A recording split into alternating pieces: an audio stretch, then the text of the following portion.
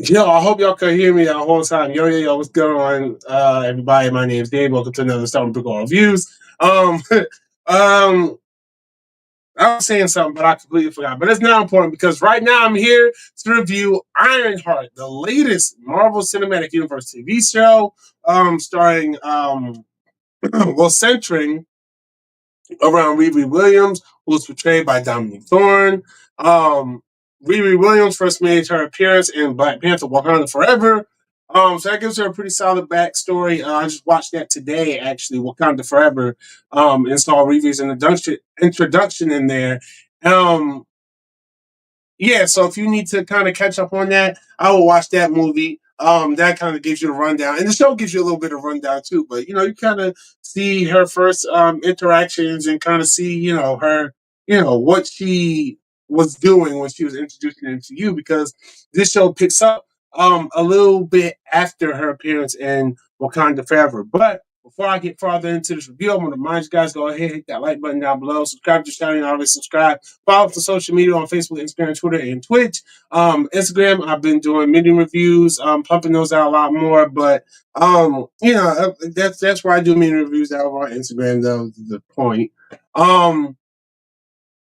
Excuse me. And on Twitch, we do gaming. So make sure you guys follow us and like, subscribe, all that good stuff. So, um, yeah, so Ironheart picks up, like I said, after Riri's introduction in Wakanda Forever, and when she's back at MIT, and she is pretty much getting kicked out, right? She's getting kicked out because while she's at MIT, and the series is 6 episodes long, mind you, and I hold on, I know I'm interrupting myself, but over on Instagram, I talked briefly about the first 3 episodes. Um, so I'll be talking about both the first three and the last three. But anyway, so she's at the college. Um, she's using a lot of tactics to get money so that she can fund some of her projects, including her own version of the Iron Man suit. Um, but what ends up happening, like I said, she's getting kicked out. They're like, yo, you're not just selling, uh, you know, projects to the kids here on campus. You're selling them to basically competition, other schools, and we can't have that. That's not right. We're not going to extend your grant anymore. That's it. You're done. You're out of here. So, once she gets kicked out, she takes and in a moment where this is one of the biggest controversies of the show in terms of people saying they don't like the show, is that they'll point to the fact that first major thing you see the character do in the show is she's stealing something. And my counter argument to that is that she's not stealing. She never stole that Iron Man suit. Or yeah, she never stole that suit because she built that suit. Yes, she built it on MIT's dime, but it was not MIT's project. That was her project. The only thing that belonged to MIT was the AI system that was a part of the suit.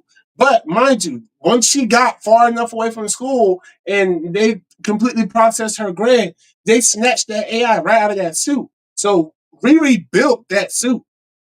And on top of that, my bad, I had to clear my throat. Um, the thing after that is that she ends up crashing it anyway and breaking the suit.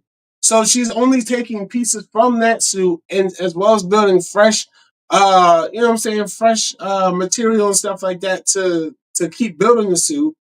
So that her newer suit basically is made up from resources she had and resources she went out and got. So she did all that by herself. So that's the one thing I want to point out in terms of that. She didn't steal anything. Um, so yeah, like I said, she ends up getting caught up in well, not like I said, but like I was saying, I went off on a tangent there. Um, yeah, so she ends up um working with this group of like criminals. They're led by Danny Ramirez. Is his name Danny Ramirez? Not the comic book character, but the actor who plays him. No, Anthony Ramos. Why am I saying Danny Ramirez? What am I thinking about? And Anthony Ramos plays the villain known as Hood, or the Hood, however you want to say it. I think it's the Hood, they say. But that's his, like, comic book moniker. Real name is I want to say Parker. Y'all know I'm bad with names. And I don't have my reference sheets in front of me, of course. Still don't have the laptop, but that is what it is. Um, yeah, I believe his name was Parker, played by Anthony Ramos, and um, Parker has like this weird thing. He has like this hood that he's rocking that is doing something to his to his body, which is something to get into. Basically, um, the cape comes from has magic or has power that is from like Dormammu, Dormammu from the Doctor Strange movies. But it's later revealed that a very long awaited character for the MCU is actually the what is that? I got bit by a mosquito today. Is dang it. Oh, yeah, a long-awaited MCU character makes their well, a Marvel character makes their MCU debut. Um, I'm not going to spoil that, but it is a very interesting reveal. It's like I said, somebody that people have been waiting to see in the MCU for a long time, and it was a great introduction to said character. Um, let's see, yeah, so she's working with um Parker and his crew, and pretty much gets into a situation where she ends up accidentally causing the death of Parker's right hand man, uh, his right hand man, and that pretty much sets things in motion for Riri in some of the worst ways possible. And those are just the first three episodes. I said I would give a little bit deeper thoughts on the first three episodes.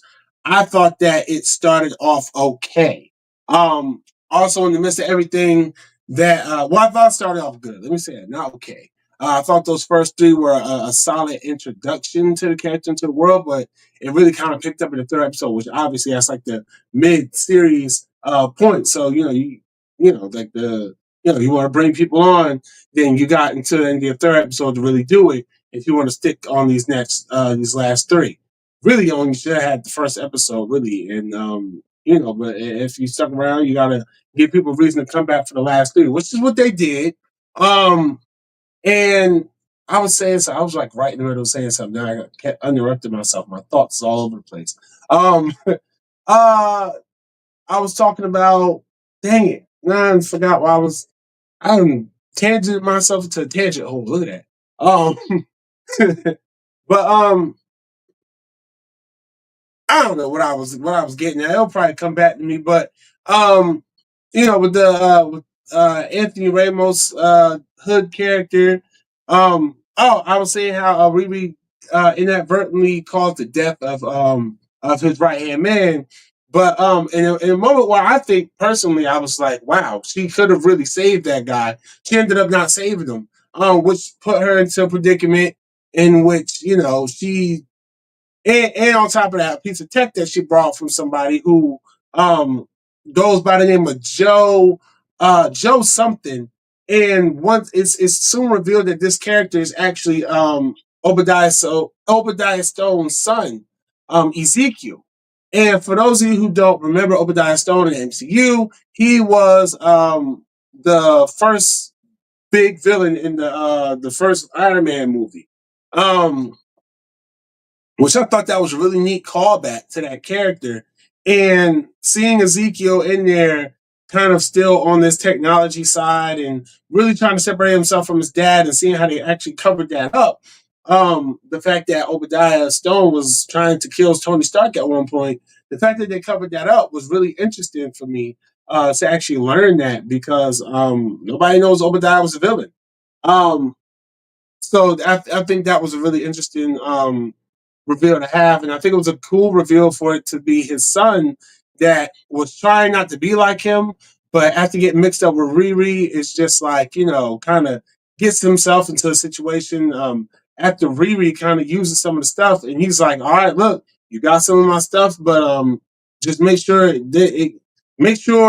you using it, or it just being out there in general doesn't get traced back to me. And what does Riri do? She's careless about something, leaves a piece of his tech behind, and that ends up, really um, getting this guy in a situation that now she tries to find a way to rectify, and which is something that comes back in the second half of the series, um, which which was really really interesting to see play out. Um, these first three episodes, like just talking solely about how I felt watching them. Um, because there's other things in the show too. Like Riri has this friend who died right with her stepdad. They both died the same day. It was like a drive-by shooting or something. And then Riri ends up recreating, pretty much bringing back an AI version of her friend accidentally, which is something when it happened was really interesting. Um, yeah, a lot of things are set up in the first three episodes. Like acting wise and entertainment wise. I will say this show definitely does that thing. Even though it's produced by Ryan Coogler and kind of seemed like it had a better foundation to jump off of and a better ship guiding it through. Because I know it was delayed and some different things were done. From what I'm understand. But seeing the yeah, seeing some of these, especially since it's like a show that's based around African Americans, they always kind of do this weird thing in the shows where they like use like a lot of ebonics. You know what I'm saying? Like, and they kind of do like a lot of the hi or the yo what's up or the hip hop stuff, like all that, and like I get it. That's like a part of the black experience and how we are, and it's not always like a violent image or a weird image. Sometimes the more it's just always like more of an urban thing, and it's always kind of like overemphasized on some of the ebonics, like the yo, oh her, like her, like what's it like? They'll say like the newer like slang phrases a lot, like that's lit. That's my best friend. Go best friend. Go best friend. Like, I don't know the stuff like that. It's crazy. I can't even think of them right now. I'm drawing a blank. But yeah. So like they do a lot of that, and I mean it's cool sometimes, but the dialogue does get a little cringe at moments. So that's kind of like you know.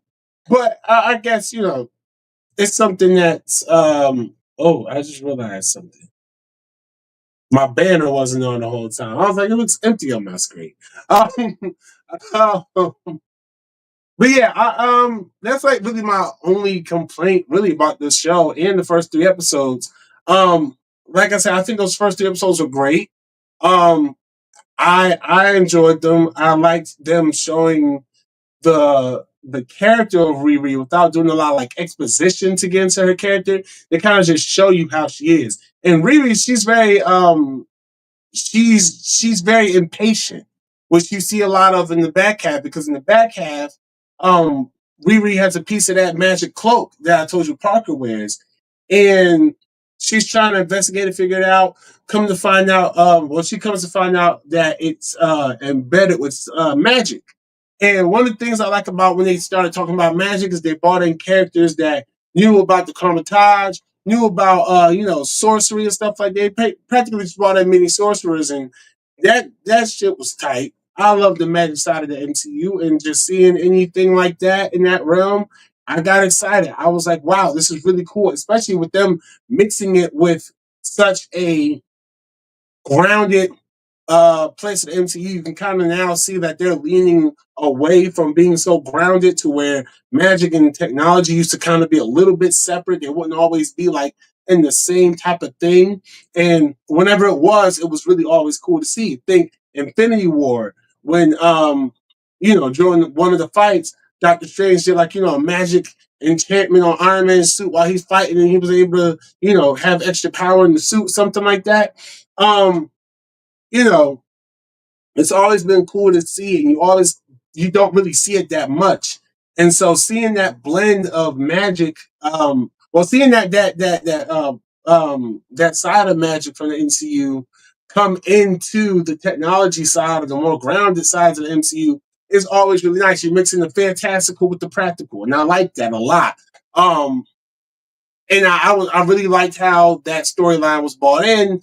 Um, how she had to learn about magic and learn how to fuse her suit with magic and understand the dark magic that was coming in with Parker's cloak and everything like that, having different characters explain that. It was just a really those are really fun episodes. They do it in the sixth and the seventh episode.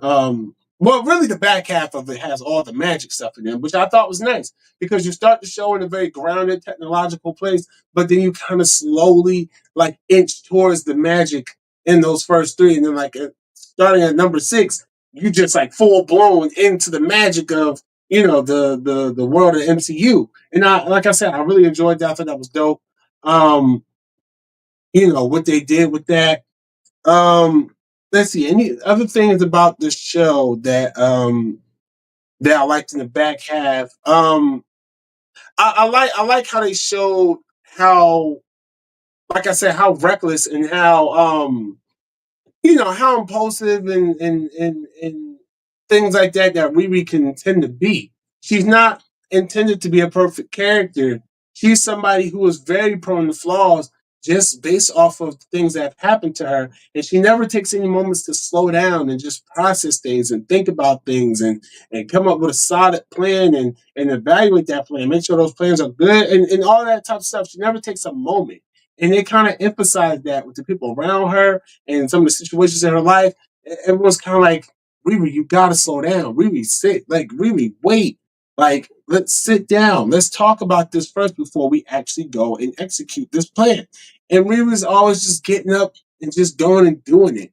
And as you see, as the series goes on, you kind of just see how that messes her up, especially in the last moments of the series. It's just like, yo, Riri, you just did something crazy and reckless, but I get why you do it, but you also wouldn't have been in this predicament had you stopped and thought and got some more information about what you were dealing with. You're in such a rush, you have to slow down. You can't make reckless decisions like that. And that's something that you can see she's going to learn throughout her tenure as a hero in the Marvel Universe. So yeah, so like overall, those are things that I definitely, and that's pretty much the rundown of the show. And those are things that I, have had opinions on and stuff. But one of the things I really want to talk about though with this show is that, and obviously I think it's really good. I enjoyed this a lot. But it's that's not the case with a lot of people, and I respect other people's opinions, but the reasonings behind people saying this is bad, such as, oh, um, she's down in Tony Stark, or what are they trying to replace Tony? And her character just doesn't make sense. Like I mentioned earlier, her one of the first things she does is stealing to a lot of people, and just they think that she's like they don't get why she makes the decisions and stuff like that. Just a lot of different stuff that I've heard. And I've disagreed with all of it because I'm like, yo, everything in the show makes sense. Especially if you watch, like, there are things that happen, like with Obadiah's son and with the way they bring in and introduce the magic in the MCU and stuff like. Well, in this project here, um, I already talked about the stealing thing, but I'm just telling somebody the other day, I was like, if you really look at this show, she's not supposed to be Tony Stark. She doesn't know that what Tony would do or what he wouldn't do. She doesn't know the consequences of everybody having a suit of armor. All she sees, she's in Chicago. She was 19 in Wakanda Forever, which means she's probably only what, a year older than that, if not still 19. So she's 19, 20 at the oldest in this series. So the Battle of New York was in 2012, and you got to look at it. The Marvel Universe is set a couple years beyond our current real life time. The Marvel Universe is set like a couple years ahead. So I think about 5 years ahead, matter of fact. So you got to think like when the Battle of New York happened, Riri was a mere child. She didn't understand what was going on, and all she saw was superheroes in New York are fighting an alien invasion, and the Ultron situation, heroes called the Avengers are fighting off giant, evil robots, and then you hear the whole Infinity War and Endgame drama. But the whole time she's in Chicago, she's growing up, she's still a kid. She's not and on top of that, she's not nowhere near Iron Man or the Avengers or any of their adventures. So why would she have this nuanced understanding of what Tony Stark would do or what he wouldn't do? You know what I'm saying? Why would she see Tony Stark the way that many of us fans see Tony Stark? She don't know that shit. All she knows is that metal guy in a metal suit flies around. I just lost some people to due to a drive-by shooting. If I can get one of these suits of armor to protect people that I love and care about, the world can be a better place if people are protected. She wasn't there for the Ultron suit of armor around the world, all that shit. She wasn't there. She don't know the details. She just saw things happening as they were reported on the news, and that's even if they were watching the news. She's a child at the time, a young child at the time that these Avenger things are happening. She does not have the new like. I feel like a lot of the complaints about Riri kind of say, "Oh, well, look at what she's doing." Like, I don't know. I feel like this show is not bad. I feel like it definitely does what it needs to do in telling the story of a flawed hero. She's not making the best decisions because that's who her character was. And that's okay. That makes for because then if she was able to do everything and didn't make any mistakes and didn't have any type of that development, she'd be a Mary Sue. She'd be boring. She'd be bland. She'd be, oh, they're handing everything to her because she's a woman. And she didn't have anything handed to her. Every step of the way in this show, she was fucking up. Every step of the way. Getting kicked out of MIT, joining joining that team of thieves, um, letting that dude die. You know what I'm saying? Getting a piece of the cake, trying to, lying to her mom, stuff like that. All different types of stuff she did was not smart decisions. And I think that's the point. She is a character who has room to grow and learn and become the hero that she is destined to be. This is a hero's journey. Um, like I said, I enjoyed this show, and usually, like I said over on Instagram, I was not having my hopes high for this second half for the last 3 episodes because I said over there, check out the Instagram video for proof. Marvel has a habit of starting these shows out strong, good, a little bit decent, and then you get to the end of the shows and they drop the ball hard. My thing is, this is the first. This is one of those occasions I really only rock with in the MCU. I rock with the TV shows. I rock with WandaVision, Falcon and the Winter Soldier, both seasons of Loki, um, the first season of What If, and Hawkeye.